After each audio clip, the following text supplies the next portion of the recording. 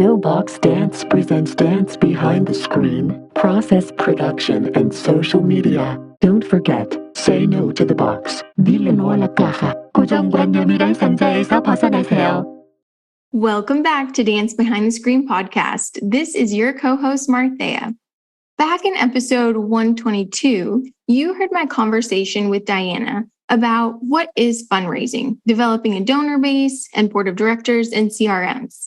In today's show, our guest is the Digital Fundraising Coordinator at KERA and has a unique ability to combine traditional fundraising practices with current digital techniques. With that, welcome to our show, Mercedes. Hello, everyone. Yes, recording from the office. This is not my office space, by the way. It's just, pick the room. It looks great. And I have to say, shout out to Morgana for connecting us. I'm really happy to finally have you on our show. My goal for today's show is to really break fundraising down.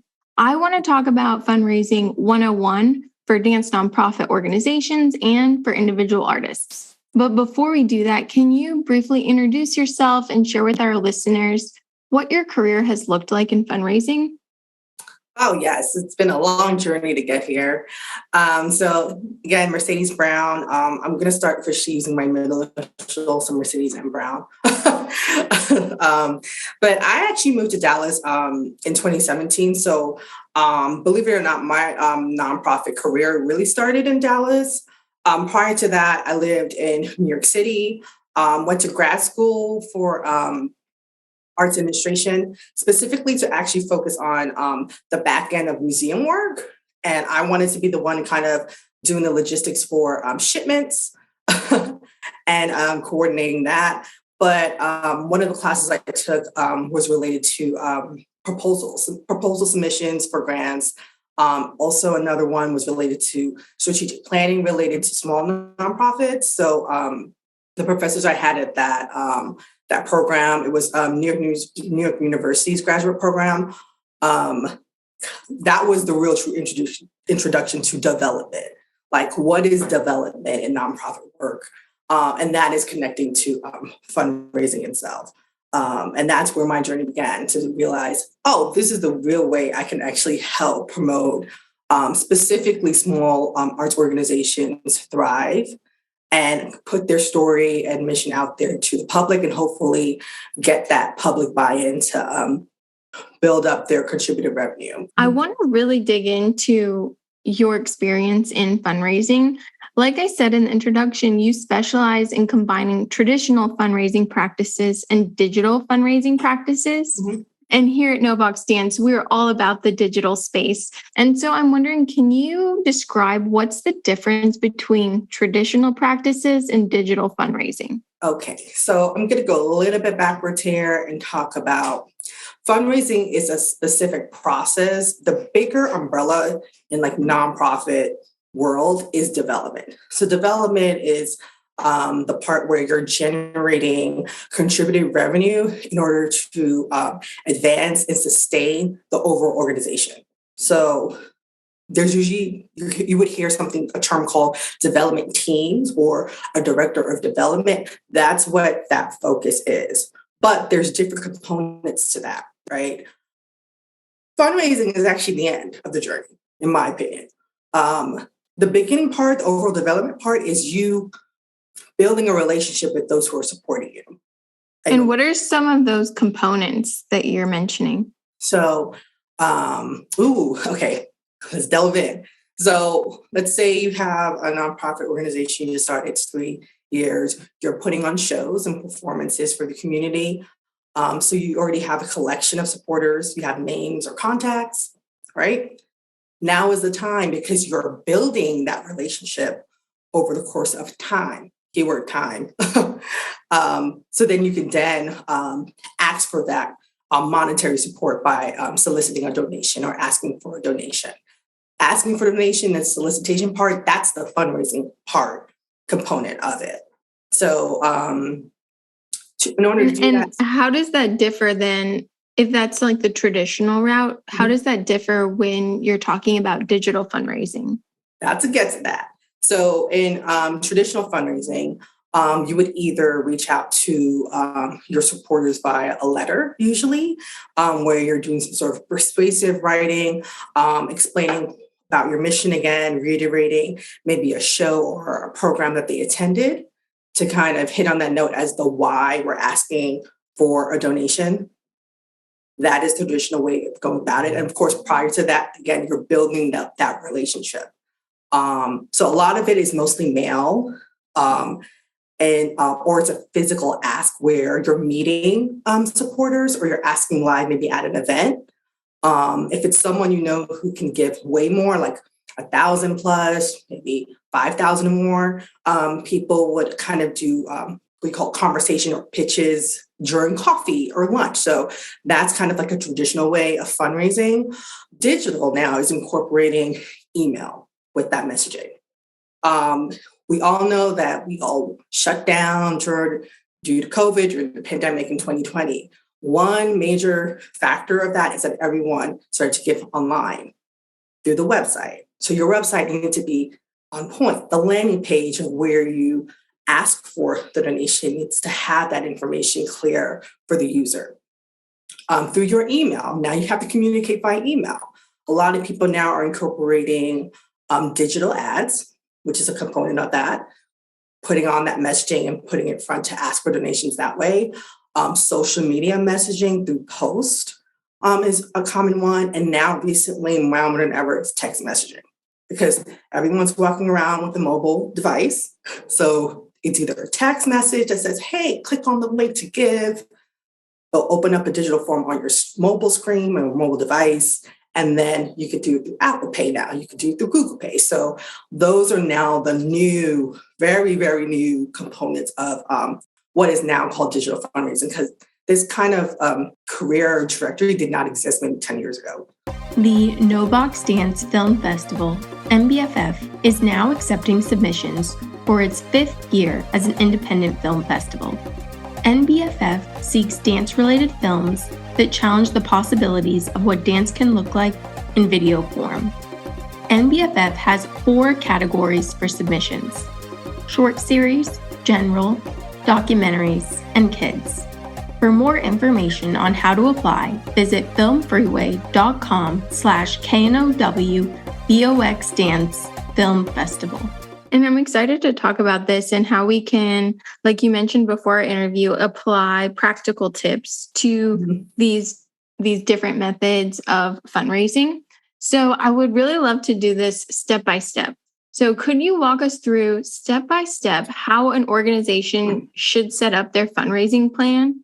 Like, where do we start? Do we have a piece of paper? Should we have like a Google document, some type of template? Like, where does it begin? It begins with whoever came to your show or had some sort of engagement or interaction with you first. So if we have our CRM, which we talked about in the prior episode with Diana, we have this list of all of our contacts and we've made notes. We have their email, maybe their address, their phone number. We have all of that. And then what? Okay, so this is what I like to call the donor profile. You have to kind of segment them out because not every message is going to hit every person the same way. If you know, out of that huge list of 200 people that most of them attended a specific show that had a specific genre or theme, maybe that message is going to go towards that group of people. So would you say, for instance, we have the No Box Dance Film Festival and we have screenings here in Dallas, Texas, but also in Seoul, South Korea and in Oaxaca, Mexico. So that would be a really easy way to segment just our audiences. Exactly. Segment based on location. Okay. Perfect example. But then you may want to segment them even further by the type of film or what type of engagement they had while they were at the festival. If you collected that information, definitely segment that out even further. So then you can start engaging them in that way. But again, before you even ask for money, you got to make sure to kind of warm them up a bit. That's called the stewarding or the cultivation part before they even become your donor. And could you give an example of what that would look like? Maybe in a traditional way and in a digital way? Yeah, sure. Let's say the festival is located here in Dallas, so you already know you're going to sift out and organize your list and pull out all of the names that are people who are local here in Dallas. Maybe the dance performance or the film you saw was more kind of um, had water elements, was more very moody, like as opposed to uplifting. Maybe you segment those for more avant-garde, for example. You will segment those people out even further. So that particular group who lives in Dallas loves avant-garde work. If you have something coming up that's related or similar, tell them about that information and be like, hey, you may also like this as well. That's coming up. Number one, that's the warm-up. And how would you tell them? It could just be as simple as, hey, did you enjoy the avant-garde performance last week or 2 months ago? We have upcoming programming. Here are the upcoming programs, and obviously tailor it to that particular audience and segment. Another way is maybe not inviting, but maybe showing the impact of like, hey, you were among 300 people who saw our amazing performance of the avant-garde performance. And talk about maybe the impact of that performance, the impact of the overall festival on the community where you hosted it is another way. But either way, the idea is that you're building the relationship between these people before you ask for money. Now, when you get to the asking part, you're going to reiterate why you exist. That's where the mission comes in. Why are you here? Why do you choose to have film festivals in 3 different locations rather than 1? What are the outcomes? Do you have anecdotal testimony or quotes from the artists who performed or showed their work in addition to the audience? So those are good kind of tangible or intangible like messaging that you can incorporate in that ask, right?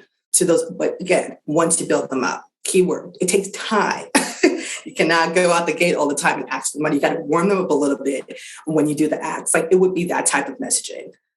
Now, if they give, you got to continue the relationship and continue to talk to them and not go back and ask again. You got to continuously build the relationship. It really is based on relationships more than anything else. So once you know someone loves you and adores what you do, you got to keep them around. You got to tell them what else you're doing. You got to keep engaging in them. So yeah, that's a huge component of it. That's really helpful. And I love how you break it down. I'm taking notes over here. So first we're segmenting the donor profile, then we warm them up, then we make the ask, which I want to dive into a little bit more in a second, and then we follow up with them. But from your experience, are there strategies that you feel like work better for smaller organizations when it comes to kind of going through this step by step? Yeah, I mean, there's so many different ways of engaging or quote unquote building this relationship that I keep referring to. Social media could be one of them, just continuously posting about the new work you do. And a lot of it also is data collecting. You got to know who's looking at your social media. You got to know who's clicking on your email. So if you are sending an email out, who's opening that email? So a lot of the tracking behind the scenes and the data collecting actually is really important part of it. And what do you look for with all of that data? So we have like data from our social media channels, from our email newsletter, from our website. You have all this data. What do you do with it? You're looking to find out who really wants to know who you are, who's actively engaged in what you're doing. And who's along with you for the ride, quote unquote, like in that sense. If the same person is looking at your social media and also looking at opening your emails, they're most likely to give. That's what you're trying to find. Who are the people who are most likely to give? So that when you do ask, it's specialized and it's tailored specifically to them. And there's a higher open rate and there's a higher percentage that you actually receive that donation. If you went from 200 people and you're focusing on the 50 that's into the avant-garde performance, out of the 50, you're going to know for sure who is actively opening up the emails, who's actively looking at your social media when you start comparing the data and the names, right? And then from that pool, when you send the message out and you tailor it to them, at least you'll have an idea of a guesstimation of some sort of how likely they are to give you money and make that donation. I mean, that's really what we're trying to kind of achieve here. Because what I've seen in the past is some organizations will have this massive list. They'll know someone attended a show, and then they'll tell them about other shows that are happening in the future. But then down the line, when it comes to a fundraising campaign, they'll just mass direct mail, mass like e-blast, email blast, and without any real true results. And the results for the effort of the work doesn't yield what you really want as far as dollars. So to kind of save yourself the amount of time, it's easier to just segment as much as possible so that at least if your list is down to 30 people and you know for sure they were watching, clicking, attending shows, they are the ones that are really going to give and make a donation to your organization. I'm wondering if you could maybe give some examples of asks that you think have worked really well. Ooh. I feel like, you're making me think about this because I've heard before that people feel nervous about asking for what you need. And that's why it feels so hard. It really what does. You need. And I think what it is too is explaining to whoever you're asking for the donation from, asking whether it's an in-kind donation, because it could also be in kind too, as well as a monetary like dollar amount. Either way, the goal is to express why you need the money, right? Or why you need the technology that you're asking for, whatever the resource is. And if you know it's for a good cause, expressing that honestly and being not slightly vulnerable in your statement is okay because you want to connect to someone's value. That is how you do the messaging and the ask. You already know that they're interested in what you do and your mission. So the ask part is just making sure that you make sure the messaging is connected to their value. And when you talk about connecting to their value, what do you think are some examples or strategies for describing the why you need the money?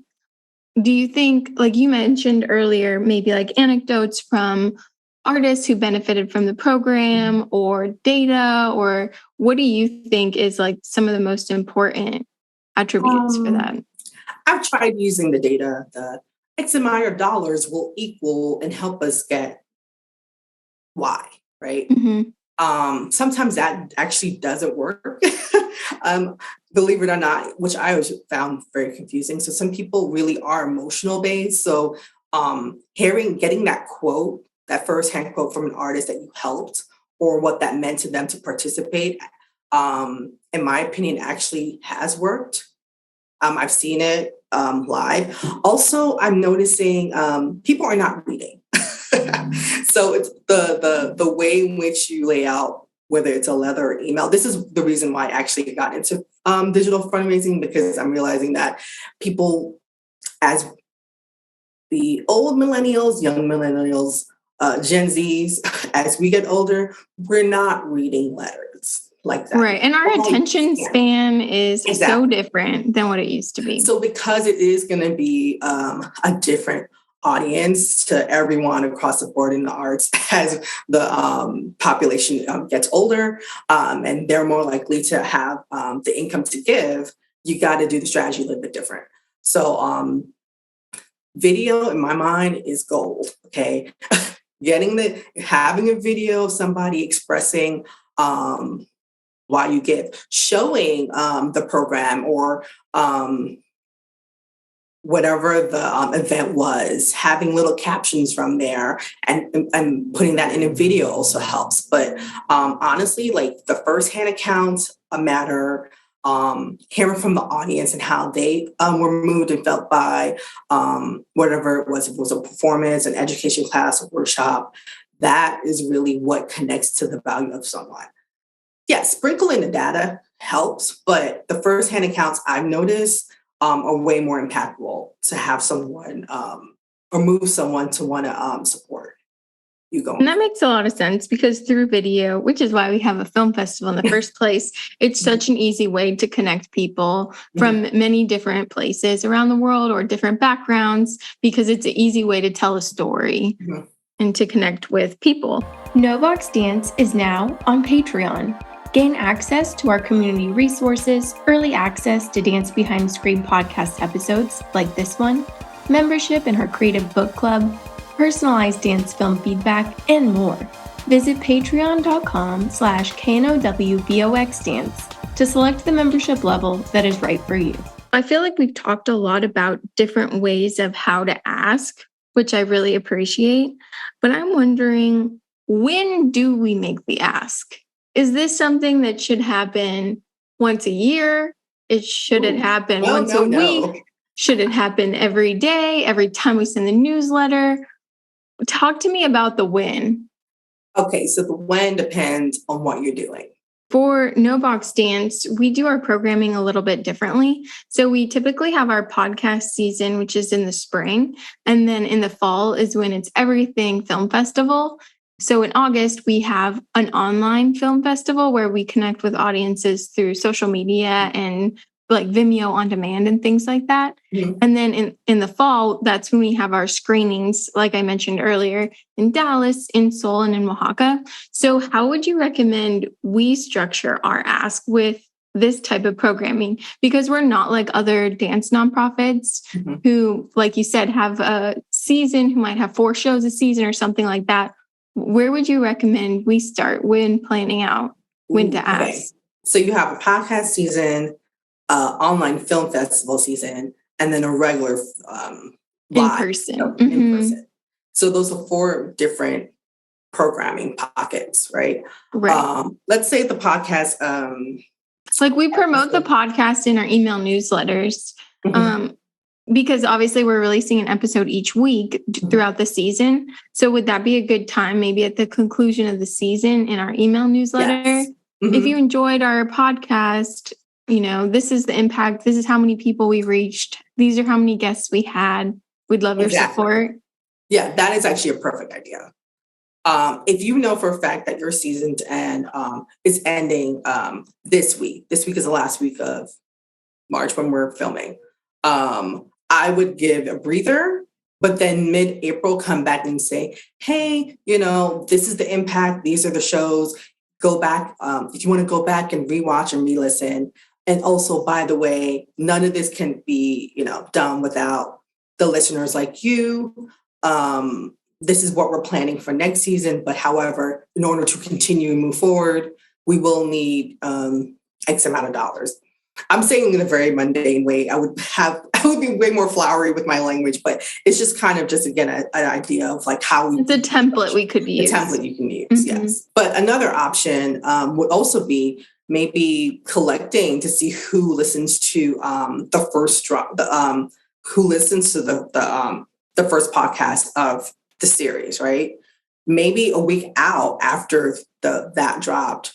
Because it also depends on your listenership or your viewership or your attendees. Well, in podcast land, it's a little bit different. People can listen forever, but if you want to wait 2 weeks out before you drop the next one and they know what the calendar is, whoever listens to the first one, you can ask them. That would be a perfect time. Like, did you enjoy this program? Our next one's coming up. But again, we can't continue the series without you. Help support by giving a donation today at blah, blah, blah. Click below. It all depends on how you want to do it, but the purpose is to make sure that whoever you're asking, they at least know who you are and they saw what you can provide, the service, the content. But when it comes to the festival, do you recommend then immediately following the festival, kind of following up in a similar way? Yes, I agree. Also, how long has your festival been going on for? It will be our 5th year this year. Okay. Perfect. So year 5, you already know who's attending the events during the festival. So in this case, because you've been doing the festival for 5 years, you can actually start doing an ask for donations at the end of each event during the festival, because there are going to be people who are attending, maybe this is their 2nd, 3rd, 4th year, or even their 5th year. So you already know that these are engaged audience members you already know that they support you. Asking live at the mini pocket events that are going on throughout the festival or at the end of a screening actually will help and be work in your favor because you've built up that audience. And And could you you built talk up to me about like how to do that ask? We typically at the end of the screening will have like a QR code and kind of explain it, but it sounds That's to me like, perfect. but should we like verbally say it as well? Like, hey, thank you for coming out. If you enjoyed today's programming, check out our donation link. You can do both. I've seen people put the QR code up. Now that's popular, but I also seen someone come out at the end and thank the audience for attending, expressing why, and then pointing to the screen, the monitor, and reminding them to pull out your phones. And if you can, make a donation today with a smile. So having that human interaction actually does help because, again, relationship building. At the end of the day, you're building a relationship with your audience members. And that's kind of how you have to see it that way in order to make it more personable. That makes a lot of sense. So it sounds like for us, that's kind of like our season or our calendar for our fundraising plan. Are there other times that organizations or you think even No Box Dance should be asking for help? Mm-hmm. The standard is asking during your fiscal year end. Some organizations have their fiscal year, their budgetary fiscal year end. That's different than calendar year end. So if you are that organization and your fiscal year ends in June or September, definitely do a fiscal year end campaign or solicitation for donations. If it's the same, I would definitely emphasize that it's calendar year end and it's also happened to be your fiscal year end. And it is really important that you give at this time. Now, there are special days for fundraising. November now, there's giving Tuesday nationally, but locally, they're also giving days. In North Texas, there's North Texas Giving Day, that's in September. So a lot of people use that opportunity to collect donations. If you know that maybe you're launching a new program that would be new to your organization, that's a perfect time to also build up and generate funds and donations that way. Like I've mentioned before, at the tail end of a program that's ending or a series that's ending is a good time, depending on how long the series or the programming has run for. Do you think social media is influencing the dance world? And if so, how does it influence your work? Oh, 100%. I mean, I'm trying to think that most of the dance organizations or even other small organizations that I've learned about locally, I found out through social media. Either I saw a clip of a performance or a rehearsal on Instagram and I'm like, oh, who's that? And then that's when I dig it up. I'm like, oh, I'll see that show. Or, okay, let me follow them. And then like when I see something, I'm like, I'm going to go attend the show.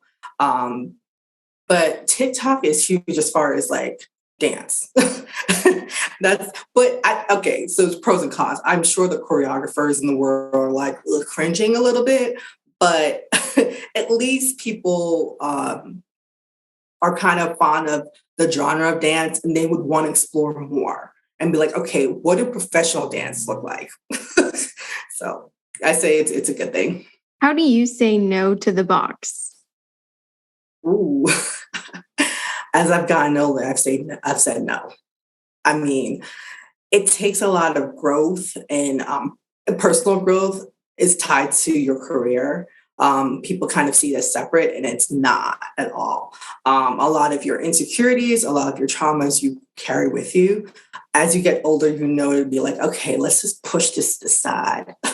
And that's how you start physically breaking those walls down, saying, okay, now I can be my authentic self and do what I really want to do. Or as you get older, you discover, oh, wait, why am I doing things the exact same way as the other organization? I was told I had to, quote unquote, do things or do these steps to get to be successful. And it's like, no, I can actually do it my way and do it on my terms. It takes time as you get older, though. So I'm glad I'm finally arrived where I'm like, yeah, I'm doing things on my terms. Leaning into the digital fundraising is my way of doing that.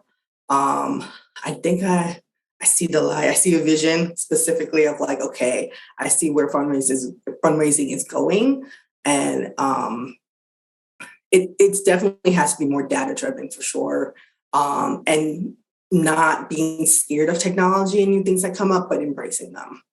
Our last segment we have is our Flash 4, where we ask all our guests to answer 4 questions in a flash. So as fast as possible. Are you ready? Okay. All right, here we go. If you had to recommend a resource to our audience, what would it be? Charity How To. Charity How To, okay, it's for nonprofit organizations specifically, and they have a huge collection of everything. I mean, marketing, how to market as a nonprofit, how do you do social media as a nonprofit org. Downside is you do have to pay for it, but if you have the funds to do it, please do, because there's a huge collection of like, how do you do grant writing? There are experts on there telling you how to do things. That and YouTube University, that's free. But that's awesome. Charity And How we'll To link for those. sure. What was the first dance you saw? Oh my God. I like literally saw it in my face. Bam. Okay, so I grew up as a kid in Brooklyn. So Brooklyn, New York. Brooklyn Academy of Music had Dance Africa. They've had it for years, decades. And that was literally the first time I saw like dance. Other than like, people dancing at the party, but a real dance performance, like that was like the first one I went to. So cool. Do you think social media has a positive influence on the dance world? Yes or no? Unpopular opinion, no. And it was only because of what I said earlier or mentioned about people not realizing that there really is a technical skill to dance. And I feel like TikTok, okay, yes, TikTok is a good introduction to the dancing. But when I see real dance performances and training and seeing documentaries on it, it's no joke. You have to be disciplined. And I don't think most people realize it. They think it's fun, but no, there's technical training involved, there's discipline involved. And I think that's the downside to social media, specifically the TikTok dances.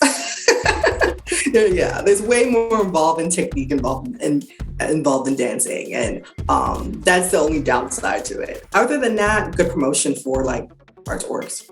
Yeah. What's your favorite social media platform? Ooh, okay.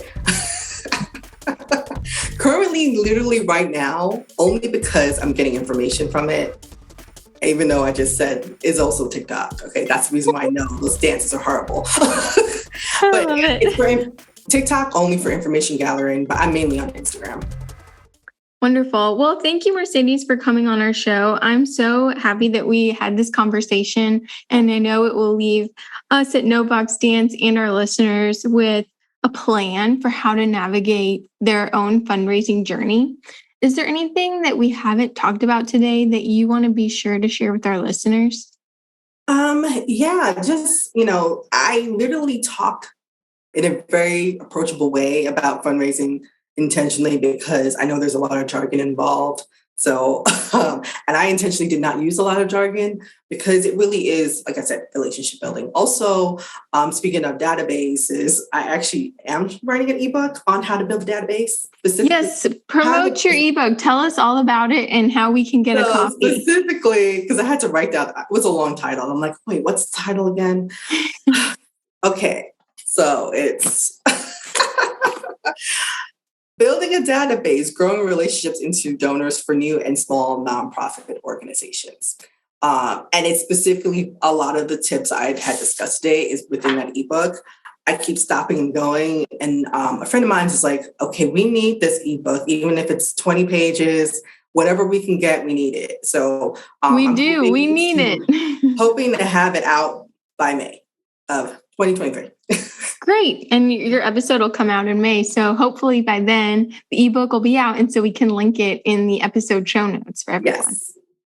because everyone needs this. There's a lot of amazing nonprofit organizations out here, specifically the arts. I have a huge fondness of the arts. So, and if you want to reach out, even for like a 1 hour consultation, I'm open to that as well. So you can reach me at the fundraising email. My own personal fundraising email is mercedesmbfundraising@gmail.com. Yeah, mercedesmbfundraising@gmail.com. Very long, but that's where I'll be there to see if we can link up and I can answer your questions. Well, thank you, Mercedes. We're excited to see the ebook and have everyone stay connected with you as you continue to make an impact on fundraising in the arts. Thanks for coming on our show. Yeah, no, thank you for having me. This has been great. Dance Behind the Screen podcast is produced by Novox Dance, an art service organization that creates, collaborates, and discusses art with artists and the public. Dance Behind the Screen podcast is co-hosted by Azaria Hogans, Raina Mondragon, Martheya Nygaard, and Yejin Choi, with sound design by Daniel Rosas. Thanks for taking your time to tune into Dance Behind the Screen, a bi-monthly interview series where we go behind the screen to question process, product, and social media. Be sure to follow us on social media at KNOW Box Dance. See you next time and don't forget to say no to the box.